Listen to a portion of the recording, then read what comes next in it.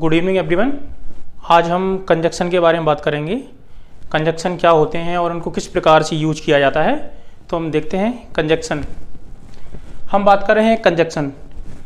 Conjunction ऐसा शब्द है जो दो वर्ड्स को या दो सेंटेंस को या दो फ्रेज को या दो क्लॉज को जोड़ता है। यानी कंजक्शन होता क्या है उसके बारे में पूरी तरह से हम नॉलेज प्राप्त करते हैं। देखते हैं, मैंने आपसे बोला चाहे दो बर्ड्स हों, बर्ड्स जैसे मैंने यहाँ पे लिखा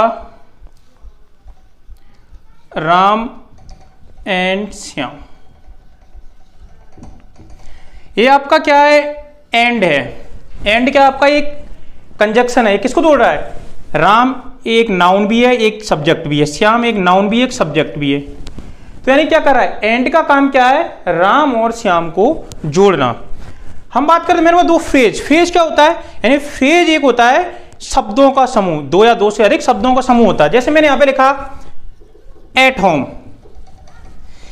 जो फ्रेज होते हैं उनका कोई अर्थ नहीं निकलता है, यानी कि उसमें पूरी तरह से अर्थ नहीं निकलता है। जैसे यहां मैं लिखा एट होम, तो इसका कोई अर्थ ही नहीं निकल रहा है, यानी कि अधूरा सा दिख रहा है। यहां मैं ऐसे और करके भी लिख दूं एट ऑफिस, तो ये भी क्या है, ये भी एक शब्दों का समूह है, ये भी एक फ्रेज है, ये भी एक फ्रेज है। और क्या आपका, और आपका है ये कंजक्शन है, जो क्या करता है, यानी कि दोनों को जोड़ने का कार्य करता है। यानी कि जो कंजक्शन है वो कंजोइंट शब्द से मिलकर बना है, यानी कि इसे सेंटेंस लिंकर भी कहा जाता है। तो देखते हम यहाँ पे, मैंने आपसे बात की थी कि ये दो वर्ड्स को भी जोड़ता है, दो फ्रेज को भी, दो क्लाउज को। क्लाउज क्या होता है ये भी हम डिटेल में तो नहीं जाएंगे। यानी कि क्लाउज यानी कि उसमें एक सब्जेक्ट होता है, एक वर्ब होता है, यानी वो क्लाउज होता है। फ्रेज क्या होता है, शब्दों का समूह होता है।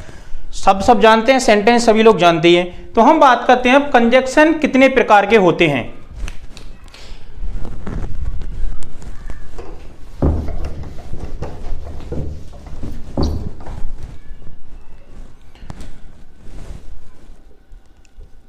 कंजक्शन आपके मुख्य रूप से तीन प्रकार के होते हैं। पहला होता है आपका कोऑर्डिनेटिंग, दूसरा होता है आपका कोरिलेटिव, और तीसरा होता है आपका सबऑर्डिनेट।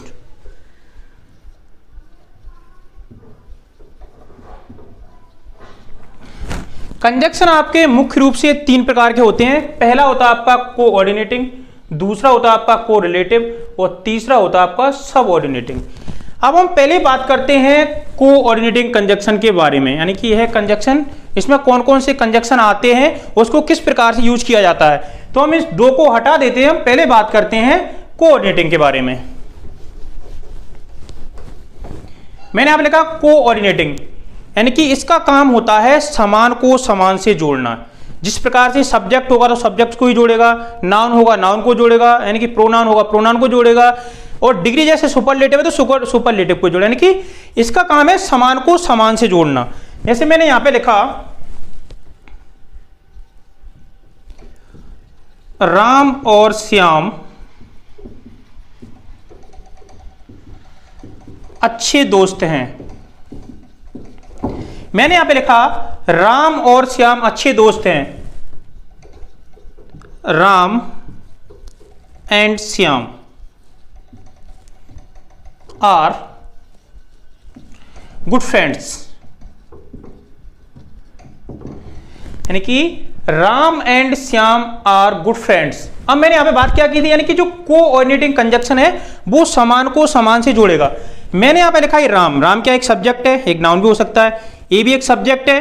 तो क्या है, एंड है वो आपका कोऑर्डिनेटिंग कंजक्शन है।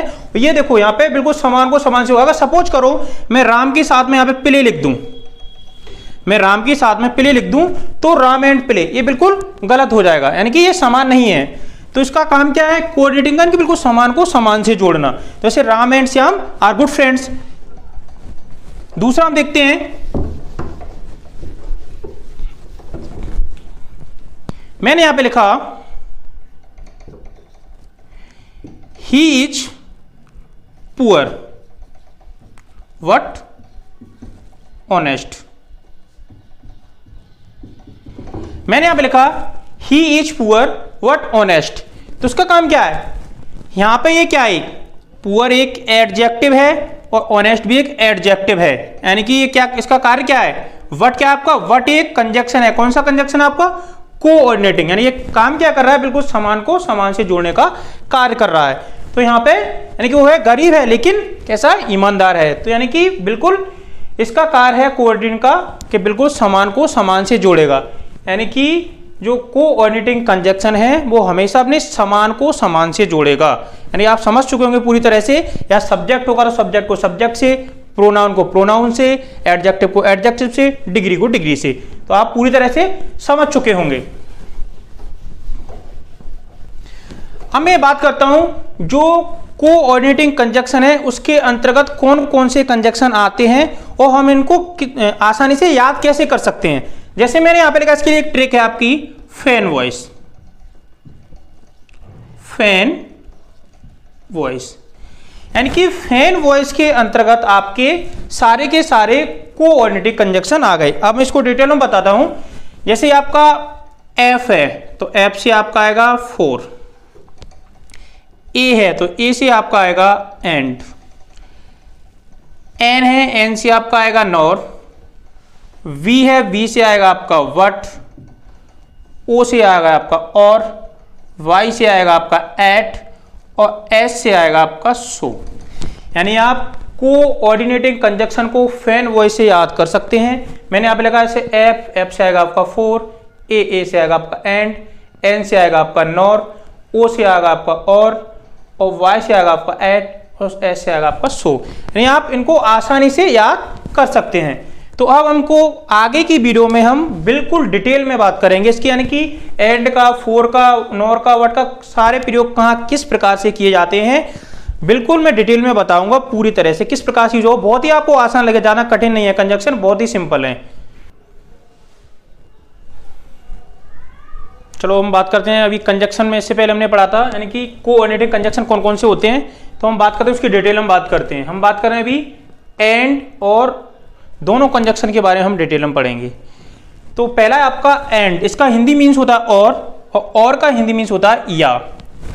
मैंने यहाँ पे एग्जाम्पल लिखा है, सोनू और मोहन अच्छे दोस्त हैं, यानी कि Sonu and Mohan are good friends. हम यानी कि यहाँ पे ग्रामर की डिटेल में नहीं जाएंगे, ओनली हम बात कर रहे हैं कंजक्शन की, यानी कि एंड